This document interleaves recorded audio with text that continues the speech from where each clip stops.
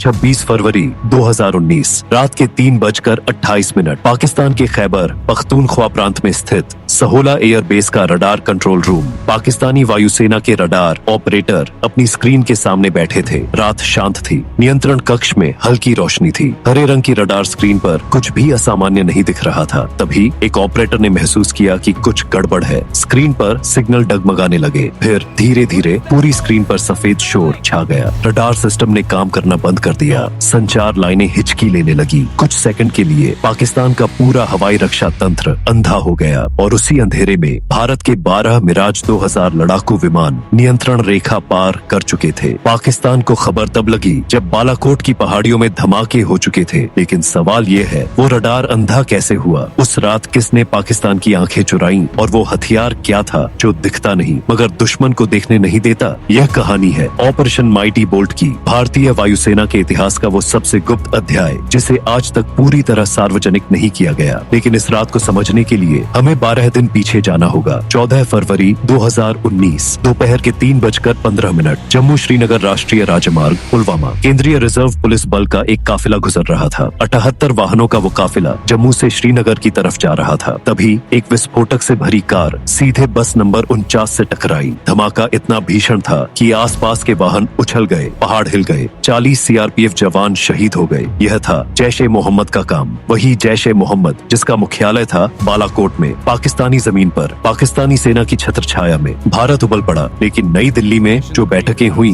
वो उबाल नहीं थी। वो थी एक ठंडी, सुनियोजित और घातक प्रतिक्रिया की तैयारी। प्रधानमंत्री नरेंद्र मोदी ने सशस्त्र बलों को पूरी छूट दे दी। नई दिल्ली, रक्षा मंत्रालय का गुप्त परिचालन कक्ष। भारतीय वायुसेना प्रमुख air chief marshal BS Dhanoa ने अपने वरिष्ठ अधिकारियों के साथ बैठक की। नक्शे बिछाए गए। लक्ष्य तय हुआ, बालाकोट। खैबर पख्तूनख्वा में स्थित यह शहर नियंत्रण रेखा से लगभग 80 किलोमीटर अंदर था। यह पाकिस्तान के प्रशासित कश्मीर से आगे पाकिस्तान का मुख्य भूभाग था। 1971 के बाद पहली बार भारत किसी देश की मुख्य जमीन पर हमला करने की योजना बना रहा था। लेकिन यहाँ एक बड़ी बाधा थी। पाकिस्तान का हवाई रक्षा तंत्र एक जटिल और बहुस्तरीय प्रणाली थी। चीन से मिले HQ-7 मिसाइल सिस्टम, अमेरिकी तकनीक पर आधारित रडार नेटवर्क और F-16 लड़ाकू विमानों की त्वरित प्रतिक्रिया टुकड़ियां। अगर भारतीय विमान रडार पर दिख गए तो पाकिस्तानी वायुसेना को प्रतिक्रिया देने का वक्त मिल जाता और एक अंतर्राष्ट्रीय घटना एक पूर्ण युद्ध में बदल सकती थी। तो सवाल था, उन रडारों को चुप कैसे कराया जाए? यहीं से इलेक्ट्रॉनिक युद्ध की कहानी शुरू होती है। इलेक्ट्रॉनिक युद्ध वो अदृश्य रणभूमि जिसे आम आंखें नहीं देख सकती।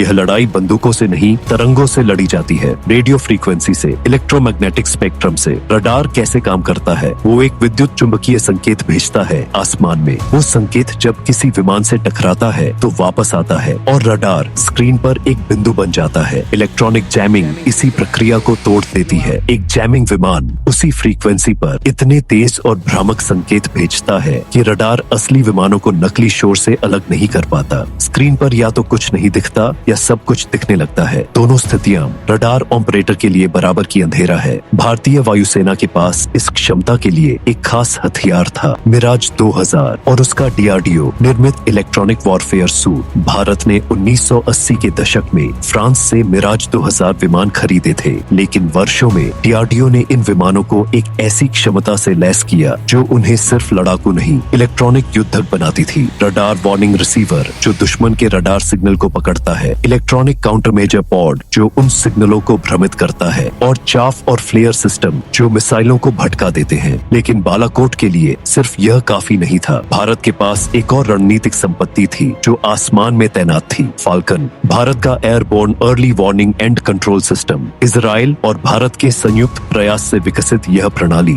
एक उड़ते हुए कमांड सेंटर की तरह काम करती है। यह दुश्मन के सभी हवाई और जमीनी संचार को सुन सकती है, उन्हें बाधित कर सकती है और अपने विमानों को रियल टाइम में दिशा दे सकती है। बालाकोट ऑपरेशन में फाल्कन सिस्टम ने वो भूमिका निभाई जो कभी सार्वजनिक नहीं हुई। ऑपरेशन से पहले के 72 घंटे भारतीय वायुसेना के ग्वालियर एयर बेस पर असामान्य हलचल थी। Mirage 2000 squadron number 7 battle axes को अलर्ट पर रखा गया था। पायलटों को बताया गया यह एक विशेष मिशन है, लक्ष्य वर्गीकृत है, मिशन प्रोफाइल गोपनीय है। उधर इजराइल निर्मित स्पाइस 2000 बम विमानों पर लोड किए जा रहे थे। स्पाइस 2000 यह कोई साधारण बम नहीं है, यह एक स्टैंड ऑफ हथियार है, यानी विमान लक्ष्य के ऊपर जाए बिना कई किलोमीटर दूर से भी इस बम को छोड़ सकता है। यह अपने जीपीएस और दृश्य मार्गदर्शन तंत्र से सटीक ठिकाने पर जाकर गिरता है। इसका मतलब था भारतीय विमानों को पाकिस्तानी वायु रक्षा के सबसे घातक क्षेत्र में जाना जरूरी नहीं था, लेकिन फिर भी रडार का खतरा था और इसीलिए योजना में एक और परत जोड़ी गई।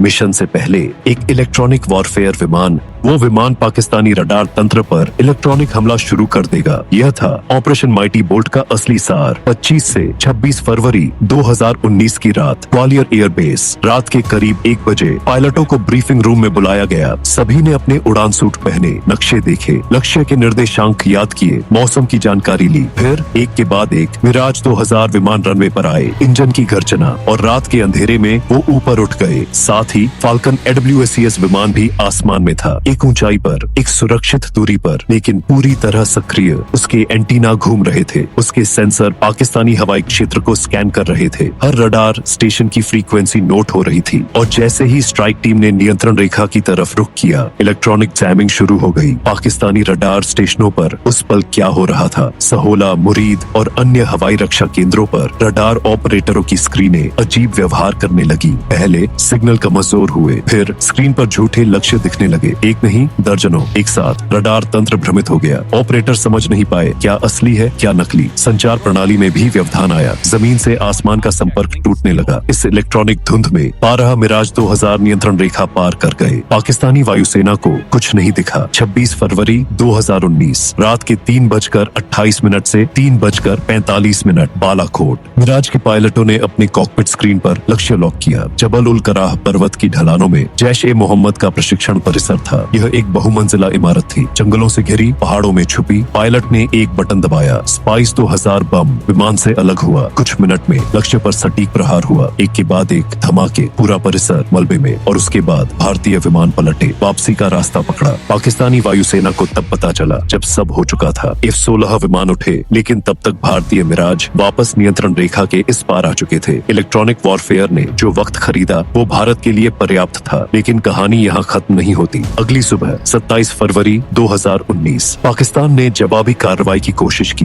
पाकिस्तानी F-16 और JF-17 विमान नियंत्रण रेखा की तरफ बढ़े। भारतीय वायुसेना के विमान MiG-21 बाइसन और सुखोई 30 हवा में थे।